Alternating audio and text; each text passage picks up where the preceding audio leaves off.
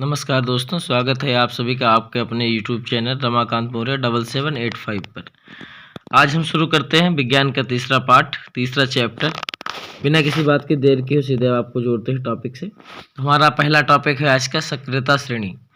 ठीक है, अब क्रियाशीलता के आधार पर घटते हुए क्रम में व्यवस्थित सामान्य धातुओं की सूची को सक्रियता श्रेणी कहते हैं। इस श्रेणी में हाइड्रोजन के ऊपर रखी धातुएं के सभी धातुएं जैसे पोटेशियम, सोडियम, कैल्शियम आदि उच्च क्रियाशील धातुएं कहलाती हैं, जबकि हाइड्रोजन से नीचे रखी हुई उत्कृष्ट धातुएं जैसे गोल्ड तथा प्लेटिनम न्यून क्रियाशील धातुएं कहलाती हैं। बात समझ में आ गई।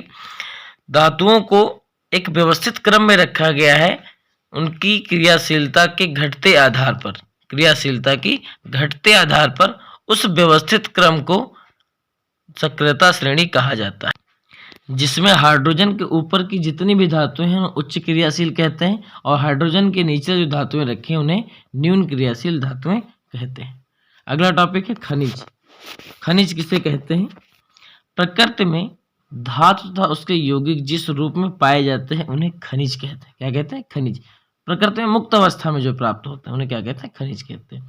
खनिज से ही क्या बनता है? अयस्क।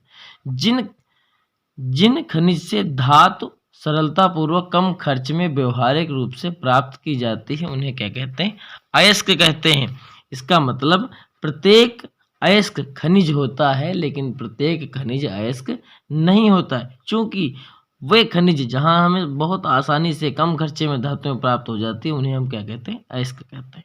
ठीक है, अब हम बात करेंगे मैट्रिक्स या अधात्री की। मैट्रिक्स या अधात्री की। अयस्क में प्रायः मिट्टी होती है, बालू होता है, चूना होता है, पत्थर होता है आदि अशुद्धियों के रूप में मिलते हैं, जिन्हें हम अधात्री अथवा मैट्रिक्स कहते हैं। इसे गैंग भी कहा जाता है। ठीक है, अब इन अशुद्धियों को अयस्क से निकाल कर जो हमें शुद्ध धातु मिलती है, इस पूरी प्रक्रिया को हम क्या कहते हैं? धात्विक कहते हैं या धातु कर्म कहते हैं। क्या कहते हैं? धातु कर्म। धातु को उनके अयस्क से निष्कासित करने की विधि धात्विक अथवा धातु कर्म कहलाती है। तो धातु कर्म में कौन कौन से प्रोसेस होते हैं? अयस्क का सांद्रण होता है, समृद्धिकरण होता है, सांद्रण किया जाता है, इसको समृद्धिकरण भी कहते हैं और सांद्रण भी कहते हैं। अयस्क से मिट्टी, रेत, बालू, कंकड़, पत्थर इन सब चीज़ों को निकालना क्या कहलाता है? अयस्क का सांद्रण कहलाता है। अयस्क का सांद्रण कहलाता है। सल्फाइड अयस्कों का सांद्रण फेन प्लून विधि द्वारा किया जाता है। ठीक है, फेन प्लून विधि के बारे में हम आगे चर्चा करेंगे। फिर जब हम अयस्क का सांद्रण कर लेते हैं, अयस्क का सांद्रण कर लेते हैं, उसके बाद क्या किया जाता है? निस्तापन किया जाता है। सांद्रित अयस्क को वायु की अनुपस्थिति में उसके गलनांक के नीचे उच्च ताप पर गर्म करने की प्रक्रिया को निस्तापन कहते हैं। जो हमें सांद्रित अयस्क प्राप्त होता है उसको वायु की अनुपस्थिति में, इस बात को बहुत ढंग से याद रखना, वायु की अनुपस्थिति में। जब वायु की अनुपस्थिति होगी तो उसको हम निस्तापन कहेंगे। ठीक है, और वायु की उपस्थिति होगी तब उसको हम क्या कहेंगे? भर्जन कहेंगे। क्या कहेंगे? भर्जन। ठीक है, इतनी बात समझ में आ गई। तो सांद्रित अयस्क को वायु की अनुपस्थिति में उसके गलनांक के नीचे खूब गर्म किया जाता है। ऐसी प्रक्रिया को हम निस्तापन कहते हैं। जबकि सांद्रित अयस्क को अकेले या अन्य किसी गालक के पदार्थ के साथ मिलाकर उसके गलनांक के नीचे वायु की नियंत्रित मात्रा में, मतलब वायु उपस्थित होनी चाहिए लेकिन लिमिटेड, वायु की नियंत्रित मात्रा में जब गर्म करते हैं तो उसको क्या कहते हैं? भर्जन कहते हैं। ठीक है, अब हम बात करेंगे प्रगलन की। भर्जित या निस्तापित, भर्जन या निस्तापन के बाद जो हमें अयस्क प्राप्त होता है उसमें उचित गालक मिलाकर या कोक मिलाकर बने मिश्रण को वायु की उपस्थिति में ही उच्च ताप पर गर्म करने की प्रक्रिया को क्या कहते हैं? प्रगलन कहते हैं। ठीक है, इतनी बात समझ आ गई। अब प्रगलन में हमारे देखो एक शब्द आया गालक। क्या आया? गालक। तो हम गालक के बारे में जान लें। गालक किसको कहते हैं?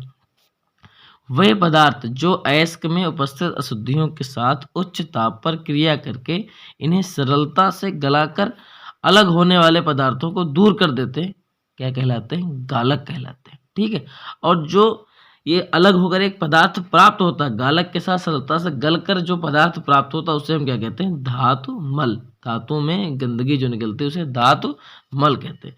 तो गालक और धातुमल दोनों चीज समझ में आ गई होगी।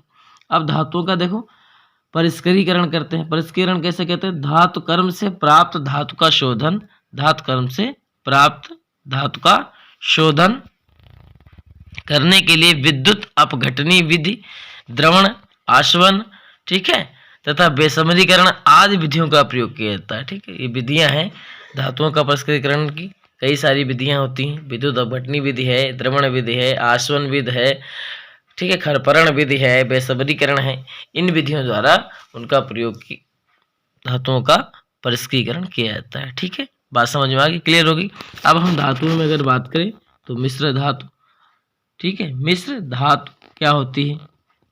जब दो या दो से अधिक धातुओं को एक निश्चित अनुपात में मिलाया जाता है, उसके बाद उन्हें पिघलाया जाता है, तो ये धातुएं परस्पर मिलकर एक नई धातु का निर्माण करती हैं, जिसे हम क्या कहते हैं? मिश्र धातु कहते हैं। बात समझ में आ गई। जब दो या दो से अधिक धातुओं को एक निश्चित अनुपात में मिलाकर पिघलाया जाता है, तो ये धातुएं परस्पर मिलकर एक नई धातु का निर्माण करती हैं, जिसे हम मिश्र धातु कहते हैं। क्या कहते हैं? मिश्र धातु। आइए लिख देता हूं यहाँ पर, मिश्र धातु कहते हैं। ठीक है, राइटिंग अच्छी नहीं है लेकिन समझ में आ रहा होगा, ऐसे मैं आपसे आशा करता हूँ। वीडियो पसंद अगर आपको आए तो कृपया चैनल को सब्सक्राइब जरूर कर लें, इतनी मैं आपसे रिक्वेस्ट करता हूँ।